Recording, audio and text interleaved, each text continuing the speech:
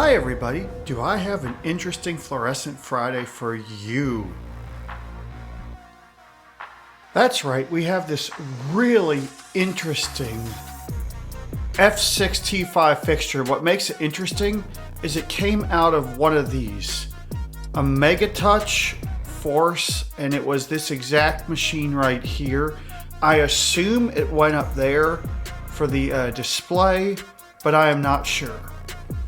I went ahead and did a little bit of work on this because I originally wasn't going to do a video, but I thought this would be cool. It has this interesting mounting bracket on it, which I already unscrewed, so we'll put the mounting bracket to the side. And this is how it was attached.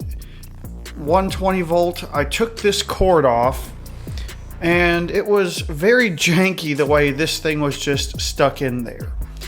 So the first thing we're going to do is we're going to go ahead and clean up this light fixture a little bit. This is going to be a pretty simple cleanup. Just have a wet paper towel. See, it's just a little dirty. Dirt's coming right off. Yeah, this lamp looks kind of spent. We'll have to try it out once we get done. You can tell by the discoloration in the paint, this light has been burned a lot. We're actually going to try a Lysol wipe. Let's see how this does. Just to preserve the character of the fixture, we're going to leave the writing on there. Take the Lysol wipe up here to see if we can get a little bit of that black off. It seems to be cleaning it really good. I believe this fixture's from 2005 because that's what the eBay seller said the game came out of. Because as you can see, these are not vintage lamp holders. These are Schwab lamp holders. So now we're going to open the fixture up. This fitting is just held shut by two sheet metal screws, which I don't want to open this thing up too many times because once these things are stripped, you have to make a bigger hole, and I want to preserve this fixture in the condition I found it. So now that we got this screws being difficult here. Now that we got the screws out, I'm going to show you the design of the fixture. It just lifts up, and everything on this fixture is mounted to the ballast channel. We have it's probably a Robertson ballast, I'm not sure. And they put these really neat clamps on here for wire management, which I really like. And there's the starter socket. And this is just the bottom part where you can see they did a really lousy job. And whoever installed the cord on this did a lousy job. And to solve this cord problem here, we went to Lowe's and we bought this.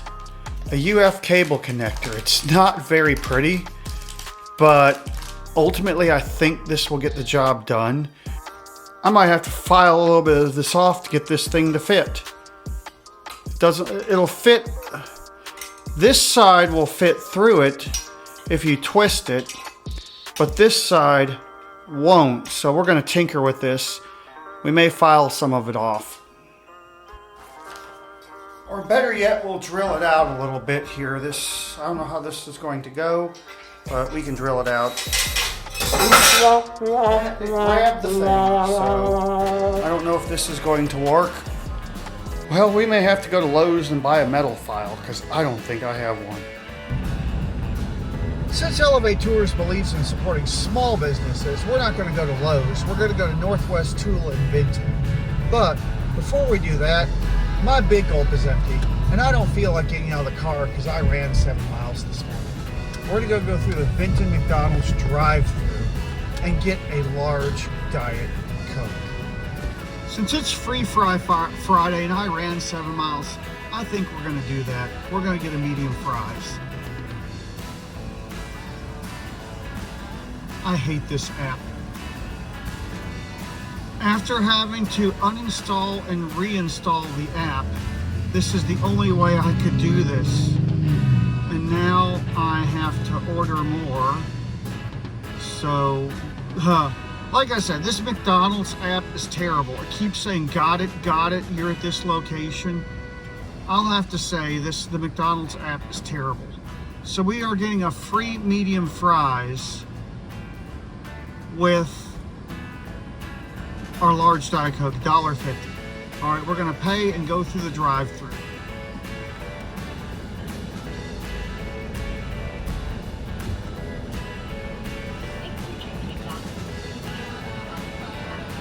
Yes, I'm picking up code BV31. All right, can you just go ahead and pull around? Thank you, thank you.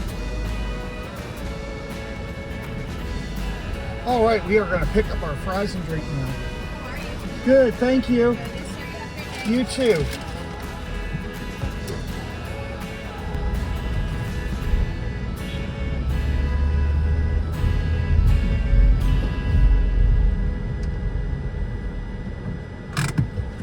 All right, so we got 320 calories of delicious fry McGoodness.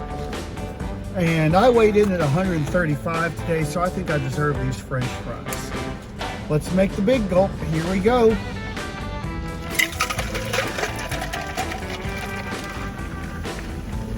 The official DieselDucy Big Gulp. Mmm.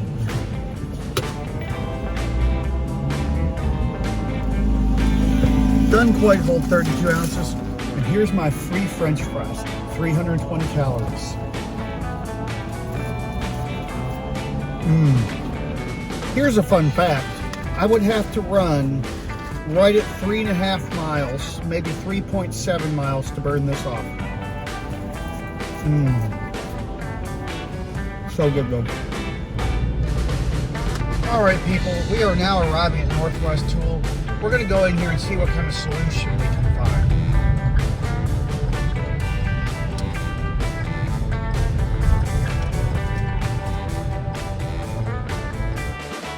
Instead of modifying the fixture, we're gonna get one of these because you can see it'll fit that hole. And this is my least favorite way to attach a cord to a light fixture. These things are just ugly. There's no way around it. And we got these for insulation. If anyone can tell me a better way to attach the cord to this light fixture, please leave a comment below, but for now we're going to use this, because this will fit the hole. You know what? I think this looks pretty cool. We're gonna pick this up. Now after that little fiasco, we're gonna head home, but I'm kind of glad we came here because we got that cool Roanoke, Virginia sign that you see up on the dashboard. Got to show a little bit of pride in Roanoke.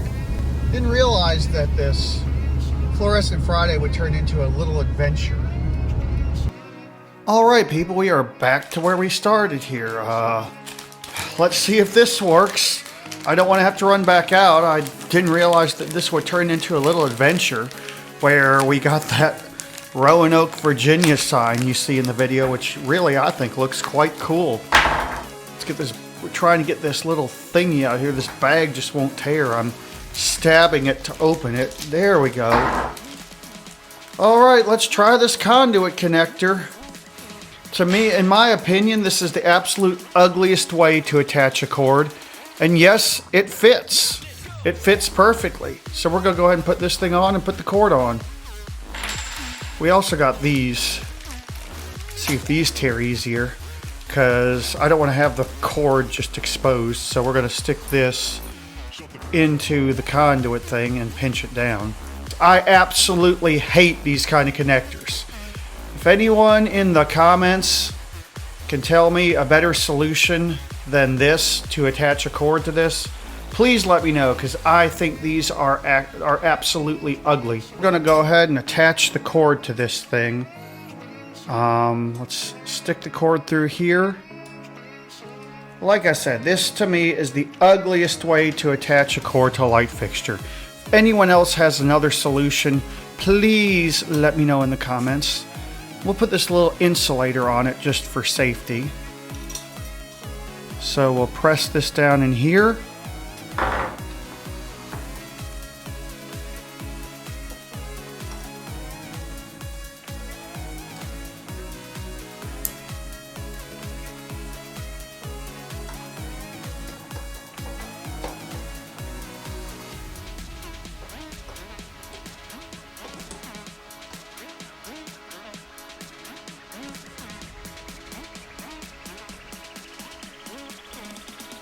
here in just a minute, we're going to see if this thing works before we put it back together. This is about to be the moment of truth.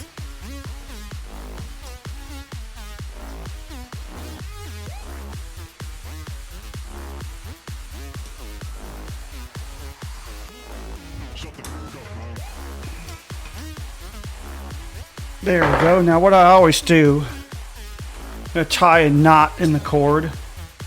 There we go. We got our knot tied and we'll pull it through. That way that cord is not going anywhere. We might use these doohickeys. They're in here to attach it. This is where the hot will go. The hot will go to the ballast. Hot is smooth. So let's stick this in here. Hopefully we can get this thing to engage with this quick disconnect.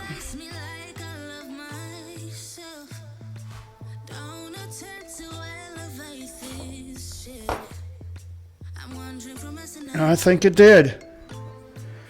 Yep, it engaged. Hopefully it'll stay on. Now we'll do the neutral as well. Here's the neutral. Again, we're just going to cut this off. We don't really have the right tools.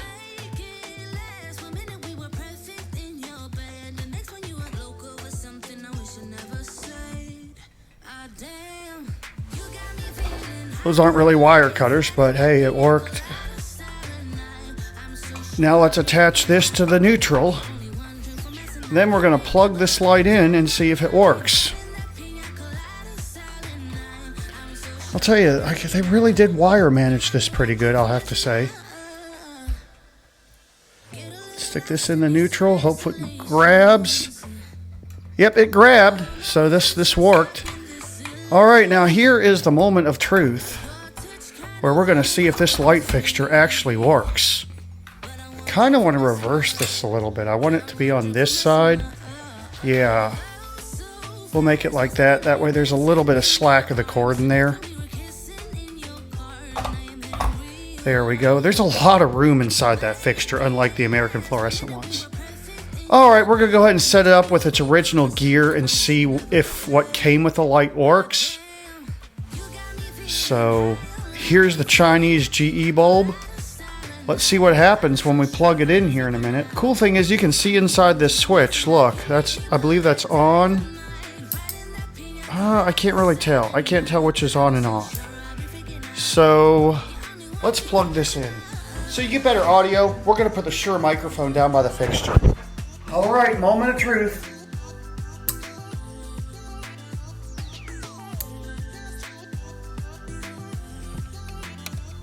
And nothing's happening.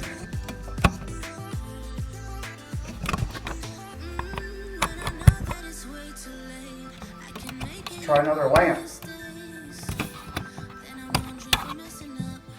Try another lamp and starter. We may be changing out a ballast here in a minute. It was just the lamp. The lamp was defective, but that's a better lamp anyway, so let's listen to this.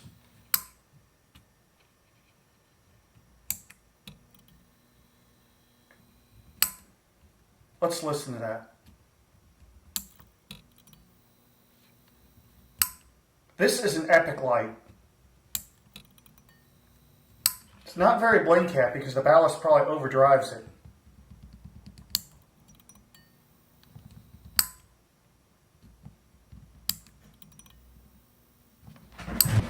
Alright, so this light fixture works. Let us try a more vocal starter. I don't like that starter holder, but listen to this.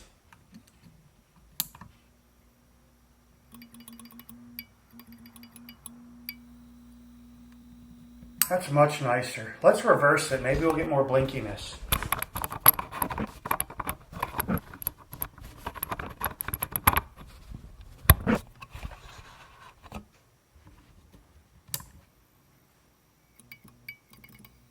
Oh, that's much more blink happy. Let's do that one more time.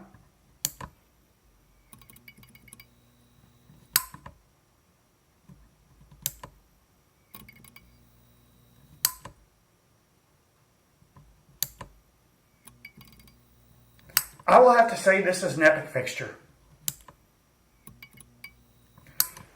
So now that we got this done to my liking, we're going to close it up. because, like I said, once these screws strip out, these are only good to open and close probably a few times before they start stripping out. So we'll close this end. Don't want to super tighten it, because this type of screw, I think these are sheet metal screws. But I hope you all have enjoyed this Fluorescent Friday, what turned into a little adventure to find a way to attach this cord with my least favorite way. And since this is going to go on furniture, we got these right here, made by Scotch. We're going to put these on the bottom of the fixture, and then this can be a traveling fixture. There's 1, 2,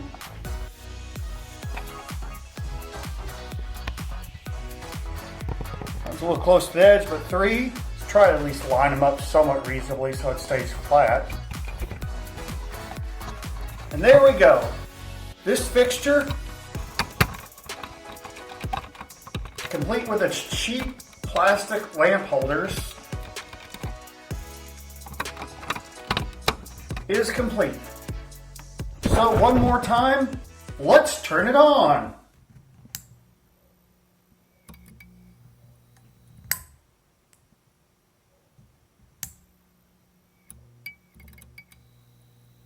That was very vocal.